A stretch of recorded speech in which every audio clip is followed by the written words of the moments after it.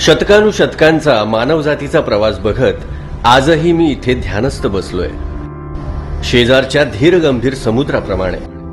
निसर्गाची लयलूट अनुभवतोय, मावळतीचे उधळलेले रंग पाहतोय, नदीचे सागराशी होणाऱ्या मिलनाचा मीच साक्षीदार. मी विजयदुर्ग. भरती ओहोटीचे नियम सोडले तर आज माझा आसमंत निश्चल आहे. पण असे नेहमीच नव्हते. इतिहासाच्या पाऊलखुणा माझ्या कणाकणावर उमटलेल्या आहेत. अंगावर तोफांचे गोळे झेलत मी आज नावारूपाला आलोय.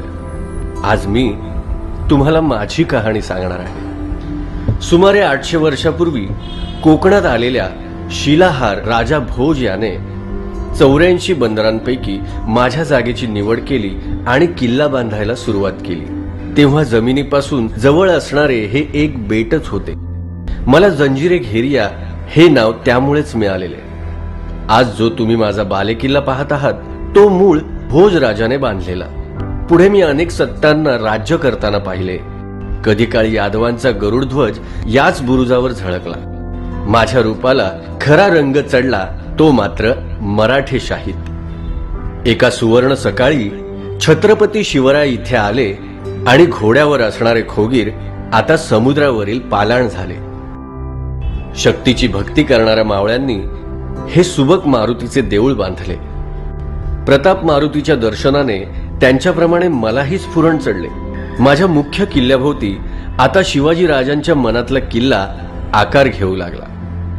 शत्रू सैन्याला गडाच्या घेऱ्यात प्रवेशच मिळू नये म्हणून त्यांनी आधी मला तिहेरी तटबंदीचे कवच चढवले. त्या 3 पदरी तटाला 27 बुरुजांचा रत्नहार जणू मला शोभून दिसू लागला. माझ्या या गडावर प्रवेश करणारे हे दरवाजेही शत्रूच्या नजरेपासून पूर्ण लपवले गेले आहेत. समुद्रावरून आणि जमिनीवरूनही जर शत्रू आला तरी त्याला माझ्या महाद्वाराचा अंदाज येतच नाही. जिभीचा दरवाजा आणि यशवंत महादरवाजा असे हे 2 प्रमुख दरवाजे वळसा घेऊन बांधण्यात आले आहेत. आज तुम्ही याला गोमुखी रचना म्हणता.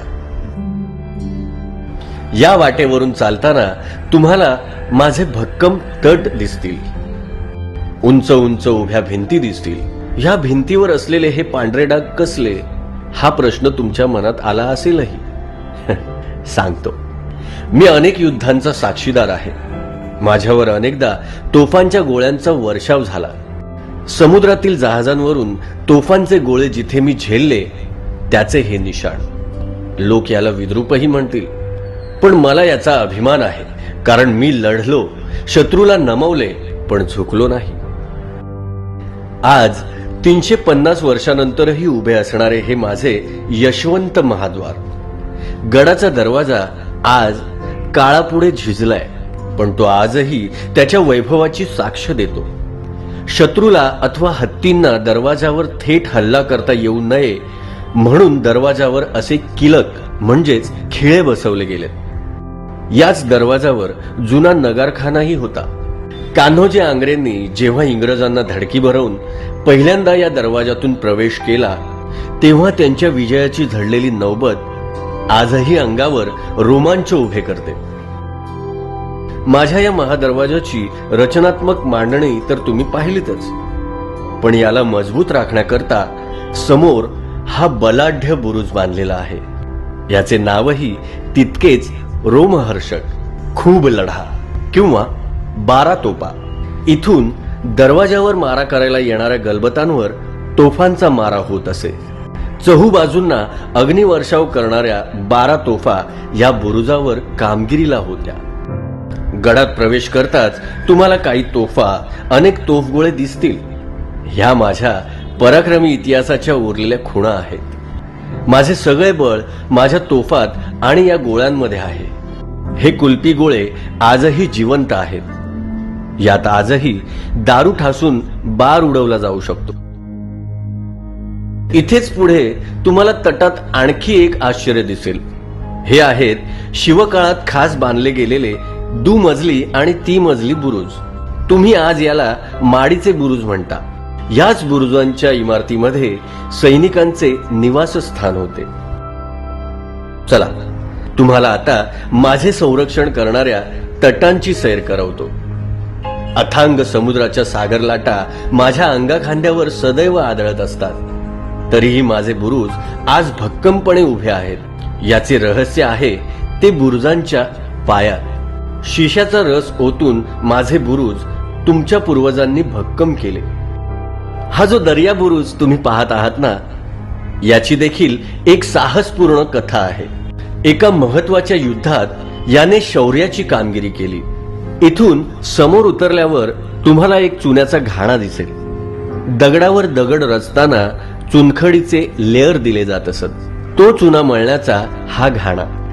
गडाचे हे प्रचंड बांधकाम जे आज दिसते त्याला याचाच हातभार। माझे हे गोड्या पाण्याचे टाके म्हणजे आणखी एक रहस्य आहे। आजही याला तेवढीच रुचकर आणि अवीट गोडी आहे। या शेजारी जो प्रचंड हौद दिसतोय ना, त्या पाणी साठ्याच्या जोरावर मी अनेक वेढे महिनोमहिने लढवले।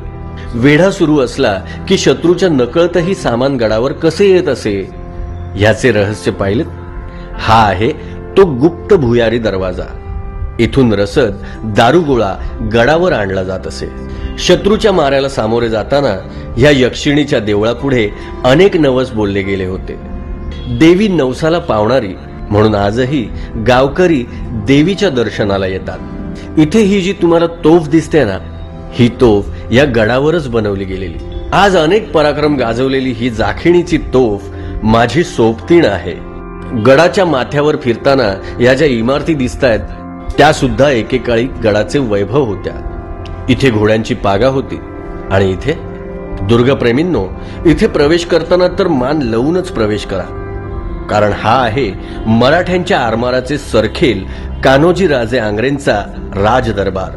हे बाहेर जे तुळशी वृंदावन दिसतंय ते स्मृती वृंदावन आहे। केवळ एका राजस्त्रीचेच नाही, तर त्या काळात आपल्या पतीच्या पाठीशी उभ्या असणाऱ्या सगळ्याच गृहलक्ष्मींचं। पश्चिमेच्या तटावरील हे सर्जा, व्यंकट, शिकरा आणि शिंदे बुरुज म्हणजे माझ्या रक्षणाची पहिली फळी। शिंदे बुरुजासमोरचे गुपित तर तुम्हाला नुकतेच कळाले नाही का? समुद्रात असणारे ते दगड आणि त्यांची आरास, यामुळेच तर चार्ल्स बून गव्हर्नरचं जहाज फुटलं होतं। अशी असंख्य कोडी आहेत जी तुम्ही आता सोडवायला हवीत। आज तुमच्यासारखे दुर्गप्रेमी येतात आणि आठवणींना उजाळा देतात। पूर्वजांचे पराक्रम आठवू पाहतात। तुमच्या पूर्वजात अपार सामर्थ्य होते, त्यातून तुम्ही प्रेरणा घ्या। त्यांच्या चुकातून तुम्ही सुधारा। निघालात मित्रांनो, जाता जाता जवळच असलेली मराठी आरमाराची गोदी जरूर पहा। भरतीच्या वेळी जहाजे गोदीत येऊन दुरुस्त होत असत आणि ओहोटीत काम पूर्ण झालं की पुन्हा भरतीच्या वेळी समुद्राकडे रवाना। फार कुणास माहित नाही म्हणून मुद्दामच आठवण करून दिली। कान्होजींचे चिरंजीव संभाजीराजे यांची समाधीही जवळच्या रामेश्वर मंदिरात आहे। तिलाही भेट द्या, नमन करा। हा विजयदुर्ग तुमच्या स्वागतास नेहमी तयार आहे, पण तुम्हीही मला विसरू नका। माझे महत्व लक्षात ठेवा, सागराची सुरक्षा लक्षात घ्या। पुन्हा भेटूच, तोवर या उसळत्या सागर लाटाच माझ्या सोबती।